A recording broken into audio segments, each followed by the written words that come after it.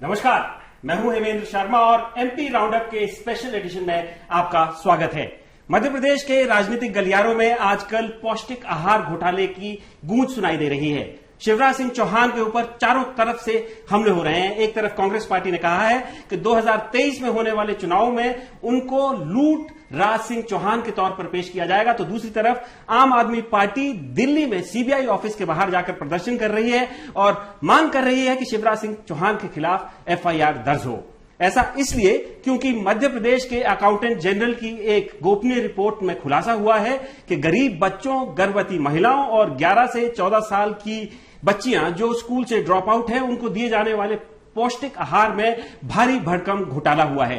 Accountant general का यह audit 2018 से 2021 के बीच हुआ है और इसमें खुलासा हुआ है कि मोटरसाइकिल से, कार से और ऑटो रिक्शा से पौष्टिक आहार का वितरण हुआ है। इसके अलावा और बहुत कुछ खुलासा किया गया है इस रिपोर्ट में, लेकिन सरकार का अब जवाब आया है और सरकार ने कहा है कि यह महज एक ड्राफ्ट रिपोर्ट है, इसका जवाब देना अभी बाकी है।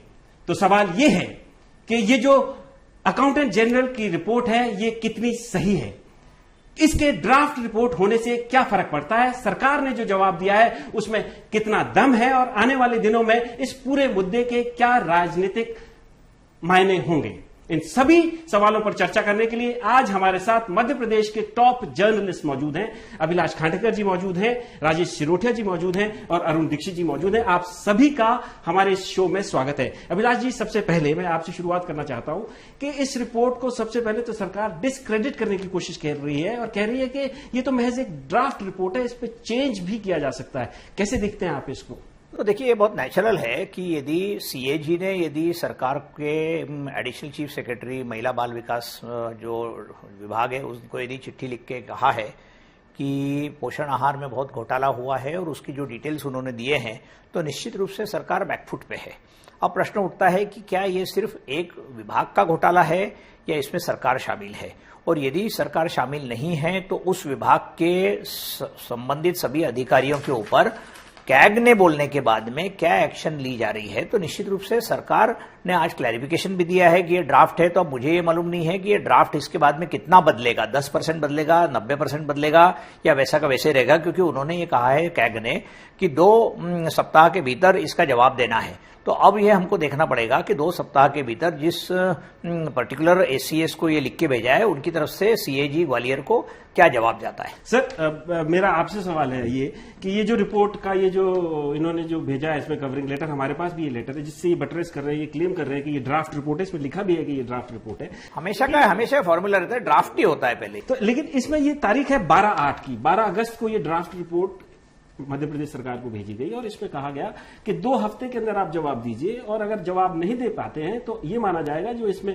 फैक्ट्स है वो सही है और उसके बाद उसको अकाउंटेंट जनरल की रिपोर्ट के लिए भेजा जाएगा। 26 तारीख को वो 15 दिन पूरे हो गए। 26 तारीख के बाद ये पहली बार जो बात तो है ये narendramodi.com में 1 सितंबर को बाहर आई। उसके बाद नेशनल मीडिया ने, स्टेट मीडिया ने इसको लिया और जब ये नेशनल इशू बन गया तो सरकार अब जवाब मीडिया को तो दे रही है, सबको बता रही है, लेकिन जिसको देना था 26 तारीख तक वहां पे आज भी जवाब नहीं दिया गया है। देखिए हेमंत जी, सबसे बड़ा सवाल यह है कि पहले पूरी सरकार इंक्लूडिंग चीफ मिनिस्टर इस रिपोर्ट को डिस्क्रेडिट करने में लगे हुए हैं, लेकिन किसी ने भी ये नहीं कहा है कि इसके फैक्ट्स गलत हैं। वो कहते हैं ये ड्राफ्ट है और इस पर पुनर्विचार होगा। मेरा ये सवाल है कि अगर ये ड्राफ्ट है और इस पर पुनर्विचार होगा तो क्या सीएजी जो बहुत गहन पड़ताल के बाद अपना ड्राफ्ट तैयार करती है, क्या इससे आउटरन करेगी? मुझे नहीं लगता कि सीएजी ने कभी इस तरह का किया हो। दूसरी चीज, सबसे बड़ी चीज ये है कि जो आपने कहा कि अगर ये ड्राफ्ट है, सीएजी की रिपोर्ट में बाध्यता है और इस लेटर में लिखा हुआ है कि 15 दिन के अंदर आपको जवाब देना है।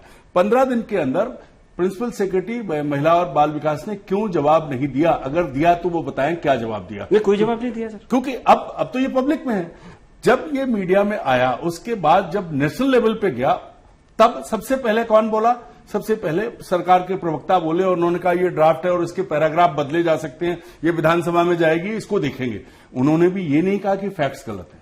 तो सर राजेश जी, अभी और दूसरे मंत्री बोले तो उन्होंने कहा कि कांग्रेस के समय का, उन्होंने भी कहा कि ये ड्राफ्ट रिपोर्ट है। मुख्यमंत्री बोले, उन्होंने भी कहा ये ड्राफ्ट रिपोर्ट है। मेरा ये कहना है, मुख्यमंत्री इस विभाग के मंत्री भी हैं, ये ड्राफ्ट रिपोर्ट गलत है कि सही है, पहले तो ये क्लैरिफाई करिए।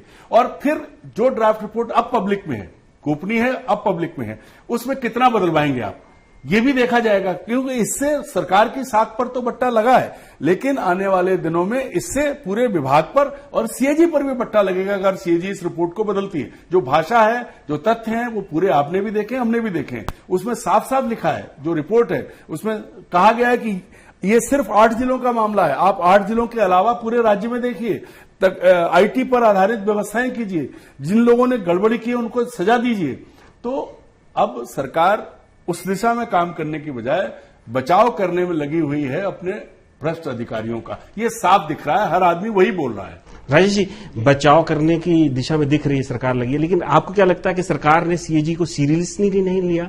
क्योंकि 8 तारीख की रिपोर्ट भेजी गई है और आज टाइम्स ऑफ इंडिया में खबर छपी है सूत्रों के हवाले से कि 15 दिन का समय और मांगा है। 26 तारीख तक तो समय नहीं मांगा था, अब जो 15 दिन का एक्स्ट्रा समय मांगा है वो भी परसों खत्म हो जाएगा। तो जो जवाब सीएजी को देना था वो ना देके अब मीडिया को दिया जा रहा है, प्रेस कॉन्फ्रेंसिस में दिया जा रहा है।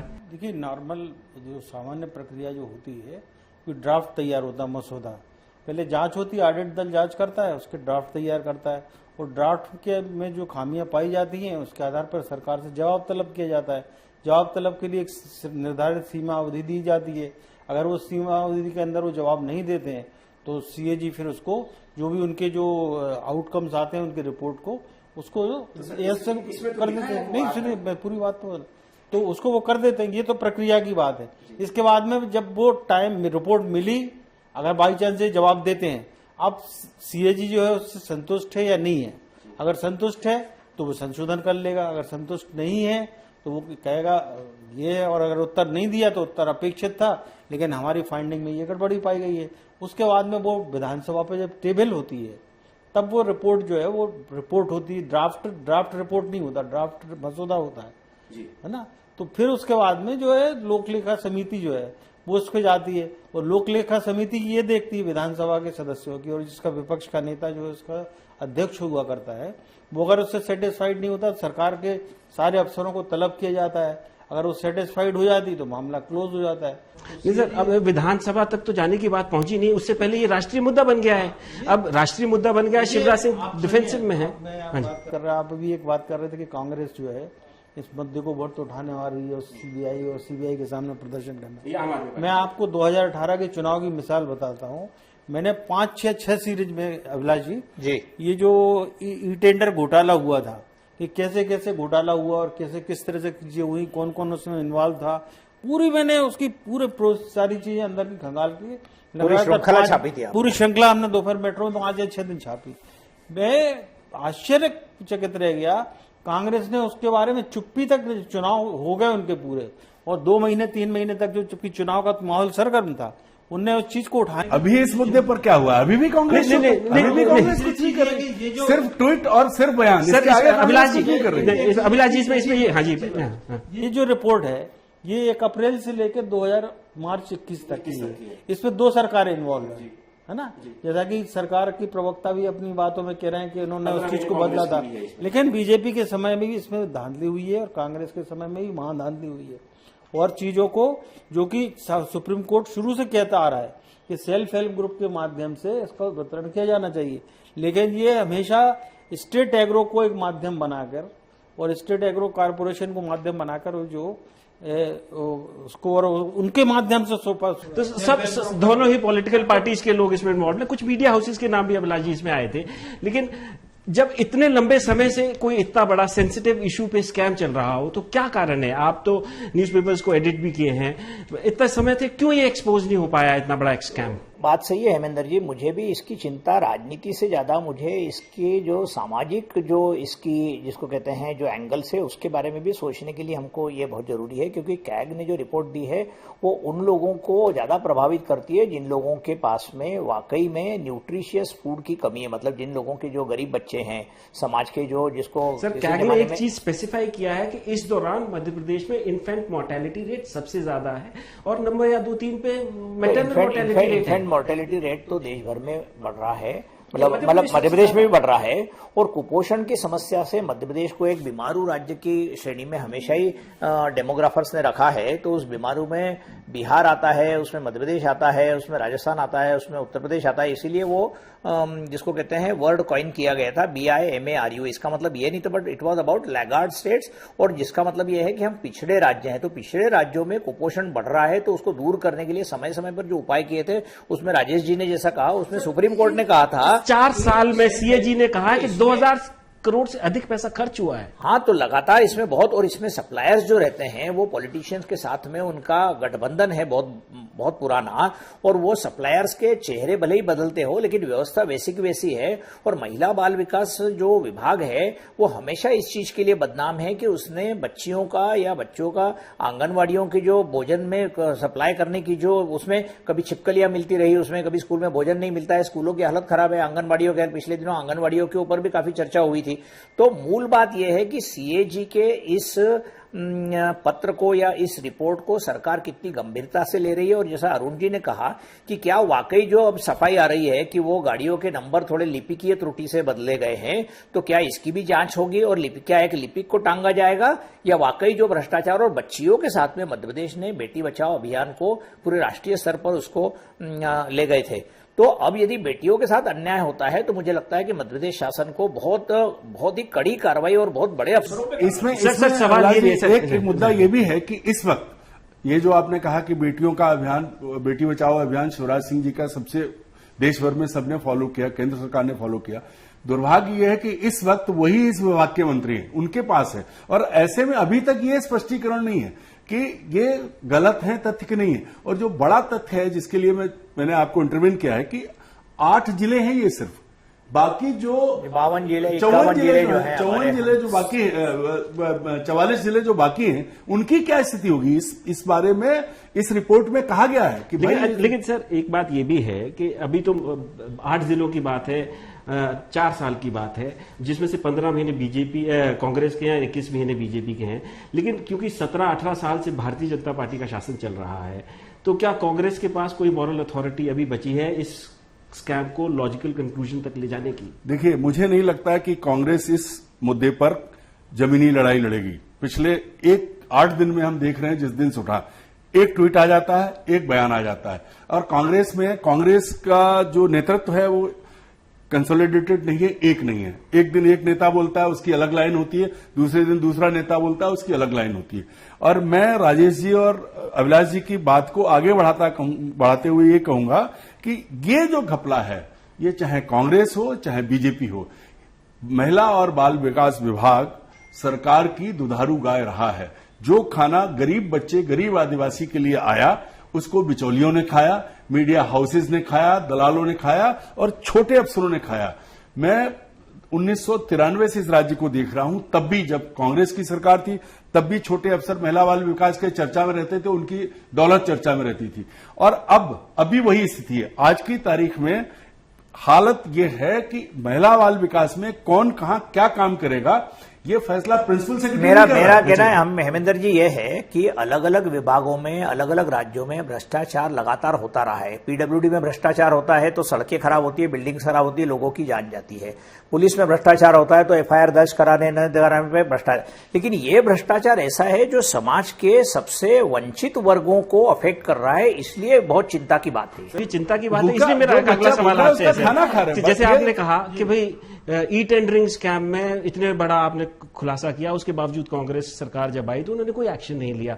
तो ये जो सर कह रहे हैं कि इतना सेंसिटिव मुद्दा है, मतलब सबसे अति गरीब बच्चों का जो है भोजन खाया जा रहा है, क्या आपको लगता है कि ये कभी लॉजिकल कंक्लूजन पे इसका इन्वेस्टिगेशन हो पाएगा? हेमेंद्र जी, याद होगा 2018 इलेक्शन के पहले जब व्यापम मुद्दे को उठाया जा रहा था, 13 के पहले एक प्रेस कॉन्फ्रेंस में दिग्विजय सिंह ने कहा था कि मैं जो है दलिया का मामला जो है उछाल दूंगा पोषण कुमार का। उसके बाद से कांग्रेस ने कभी उस मुद्दे को नहीं छुआ। आपको याद करिएगा, पलाश होटल में एक प्रेस कॉन्फ्रेंस हुई थी, जी, मतलब दोनों ही मिले हुए हैं। मतलब कुछ लोग तो ये बोल रहे हैं कि पूर्व मुख्यमंत्री कमलनाथ जी के भी कुछ दलिया और पोषण आहार सप्लायर से डायरेक्ट संबंध रहे उनके ऑफिस के लोगों के। आप भी अरुण जी जानते होंगे। एक और चीज तो कमलनाथ जी इस मामले को उठाएंगे नहीं, मेरे को नहीं लगता है। इस मुद्दे पे आज तक पूरे राज्य से जुड़ा और उन लोगों का मुद्दा है जो भूखे पेट सो रहे हैं, उस पर भी नहीं बोल रहे हैं, इस पर कोई बात नहीं कर रहा है। सरकार का काम है सफाई देना, सरकार ने सफाई दे दी। इसलिए कमलनाथ डबल गेम खेल रहे हैं, मुझे लगता है कमलनाथ डबल गेम खेल रहे हैं। वो चीज है कि सपोज करिए कि उसका जब 1000 करोड़ रुपए बजट हुआ करता था, तो जो आंगनबाड़ी केंद्र होता है उसमें 100-125 की उपस्थिति होती है। उसमें गर्भवती महिलाएं, गर्भ जिन्होंने धारण किया वो, और जो लैक्टेटिंग है, जो दूध पिला रही है वो, और 0 से 1 साल तक के बच्चे और 1 साल से लेकर 5 साल तक के बच्चे, ये करीब 130 और 40 लोगों का मामला होता है। तो उसमें होता ही है कि आंगनबाड़ी से रोज उठाव जो होता है, जब इन्हें रेडी टू ईट मील वाली जो व्यवस्था की, तो उठाव हुआ 25 का, माने 25 या 30 लोगों ने उठाया, तो एक दिन का सामान जो है वो 4 दिन गया। आप समझ रहे हो आप? एक दिन का सामान 4 दिनों में उठा, और 4 दिनों में आपने 3 दिन का माल जो है, मतलब जो है, तो बड़ा प्रोपोर्शन है स्कैम का। नहीं, किसके जेब में गया? ये अफसर के जेब में गया, नेता के जेब में गया, महिला बाल विकास विभाग के मंत्री के जेब में गया। और सालों साल से ऐसा नहीं, पहले किसी एक दलिया, इंदौर का अभिलाष जी अच्छे जानते हैं, दलिया का एक कारोबारी था। उसके बाद में जब वो उसमें कंपटीशन बढ़ने लगा, तो एक जयपुर और एक दिल्ली का आया, तो तीनों का कंसोर्टियम बन गया। और उसमें भी गड़बड़ी की गई। उसमें शेड्यूल्ड कास्ट एंटरप्रेन्योर्स को प्रमोट करने के लिए मुझे तो ये भी याद है कि एक एसीएस को इसी मामले में हटाया गया था 2 साल पहले।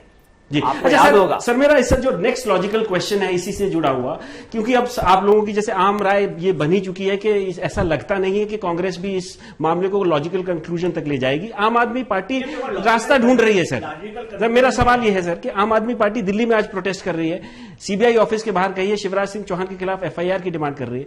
तो क्या आपको लगता है कि बहुत सारे लोग ये कह रहे हैं कि ये आपस में मिले हुए बहुत सारे मामलों में बीजेपी और कांग्रेस ए और बी टीम के तौर पर काम करते हैं? नहीं, ये मिले हुए नहीं है, ये मिले हुए नहीं है।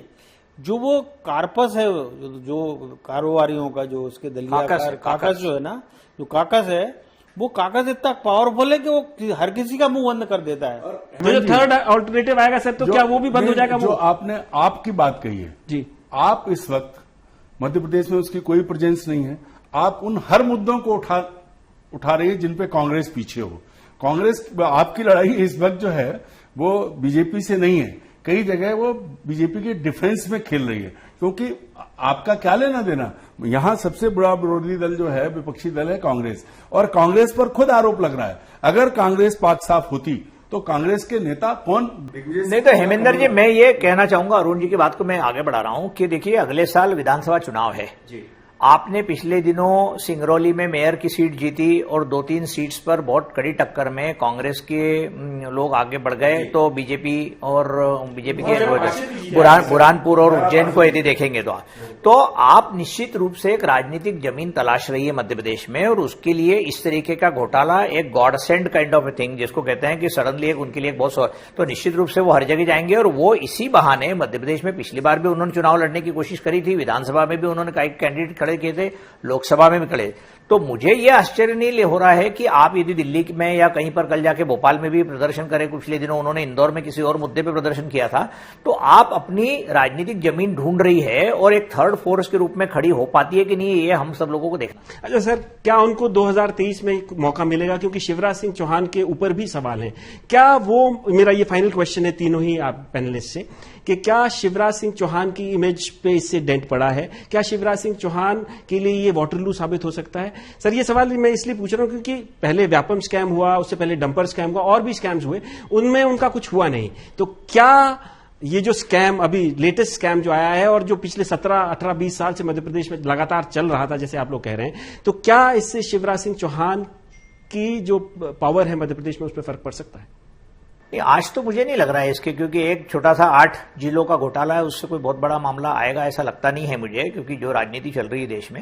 लेकिन फिर भी मैं ये चाहूंगा कि मुख्यमंत्री इस मामले पर बहुत कड़ी से कड़ी कार्रवाई करें, क्योंकि मूल बात यह है कि बच्चों का खाना यदि उस मामले में भी यदि भ्रष्टाचार होता तो हमको कहीं ना कहीं तो भ्रष्टाचार के मामले में, वैसे तो भ्रष्टाचार कहीं भी नहीं होना चाहिए, कहीं ना कहीं तो सरकार को अपना कड़क और रौद्र रूप दिखाना चाहिए ना, ये मौका है। सर राजेश जी, गरीब से गरीब आदमी का राशन खाया गया, गायब हो गया। मुख्यमंत्री शिवराज सिंह चौहान को पिछले दिनों पार्लियामेंट्री बोर्ड से भी हटाया गया। तो क्या आपको लगता है कि ये स्कैम कहीं उनके लिए घातक सिद्ध हो सकता है? सबसे पहली चीज ये तो अपने आप में एक महापाप की चीज है कि कुपोषित बच्चों का खाना जो है, सुपोषित लोग जो है सुपोषित होने रहे हैं उस खाने। बिलियनर्स बन गए, ठीक है ना, एक चीज मिलियनर्स बन गए और कुपोषित बच्चों का पेट काट काट के, तो ये तो अपने आप में एक बहुत बड़ा घनघोर पाप है।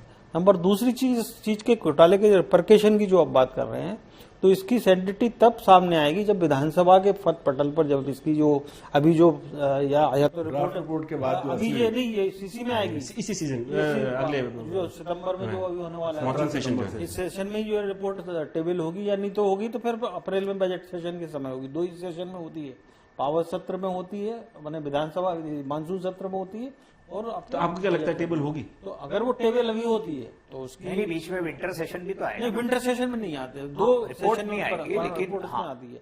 तो वो जब वो रिपोर्ट टेबल हो जाएगी विधानसभा पे, तब निश्चित रूप से वो एक उसकी और उसमें जब उसकी फाइंडिंग्स क्या आते हैं, वो जवाब से सेटिस्फाइड है या नहीं है, या जवाब दिया गया है या नहीं दिया गया है, ये दोनों चीजें होंगी। और इसके आधार पर जो भी लॉजिकल कंक्लूजन उसका निकलेगा, वो इसके बाद में उससे डिसाइड करेगा कि क्या इसका हित होता है। सर आपको क्या लगता है, मेरा फाइनल क्वेश्चन है कि क्या शिवराज सिंह चौहान की सेहत पे फर्क पड़ेगा? देखिए, मैं अभिलाष जी और राजेश जी की बात को आगे बढ़ा के यूं कहता हूं कि शिवराज सिंह जी ने सुओ मोटो ये डिक्लेयर किया था कि मैं इस प्रदेश के बच्चों का मामा हूं। मामा 2 शब्दों को मिला के बताया, 2 बार उसमें मां आता है, और कहा जाता है कि मां सबसे ज्यादा प्यार करती है बच्चे को, तो मामा और ज्यादा। और मामा जब खुद उस विभाग के मुखिया हैं और उसमें 8 जिलों के बच्चों का खाना गया है, किसकी जेब में गया, कहां गया, मैं ये नहीं कहता कि उनका कोई इन्वॉल्वमेंट है, मैं ये, क्योंकि मेरे को ये अथॉरिटी नहीं, लेकिन सवाल ये जरूर पूछूंगा कि जब आप इस विभाग के मुखिया हो तब आप ये क्यों कह रहे हो कि ड्राफ्ट रिपोर्ट, आप ये क्यों नहीं कहते कि मैं इसकी जांच कराऊंगा और जो भ्रष्ट अफसर है उन्हें सजा दूंगा? ये मुख्यमंत्री को कहना चाहिए। मुख्यमंत्री और उनका पूरा मंत्रिमंडल ये डिफेंड करने में लगे हुए हैं कि ये ड्राफ्ट रिपोर्ट है, फाइनल रिपोर्ट नहीं है। तो इसका खामियाजा भरना पड़ेगा क्या? नहीं, मेरा सवाल यह है कि अगर सीएजी, क्योंकि सीएजी की साख विनोद कुमार राय के समय से खराब है, क्योंकि सीएजी ने तब खेल खेला था 2G घोटाला, जो नहीं निकला उसको उन्होंने अपनी रिपोर्ट में डाला था। तो हाँ, कोयला का वही। अब क्या यहां ऐसा है कि या तो सीएजी में कोई बैठा जिसने दबाव बनाने के लिए डाला ये, या फिर सीएजी इतनी प्लायबल है कि वो सरकार के दबाव में आकर अपनी रिपोर्ट बदल लेगी? अब ये देखना है, क्योंकि बात तो शिवराज सिंह पर ही आई है, मुखिया वो हैं और विभाग के भी मुखिया हैं, तो जवाब उन्हें देना है, मामा वो हैं। तो सीएजी की साख भी दांव पर है। देखने वाली बात यह है कि आने वाले दिनों में क्या जो मध्य प्रदेश के अकाउंटेंट जनरल हैं वो अपनी रिपोर्ट में फेरबदल करेंगे या नहीं करेंगे, क्योंकि सरकार ने निर्धारित 15 दिन का जो समय अकाउंटेंट जनरल ने दिया था उसमें अपना जवाब नहीं दिया है। सरकार फिलहाल मीडिया को अपना जवाब दे रही है और अकाउंटेंट जनरल से अभी भी समय मांगा जा रहा है। एमपी राउंडअप में आज सिर्फ इतना ही। कल फिर मुलाकात होगी, तब तक के लिए थैंक यू, गुड बाय।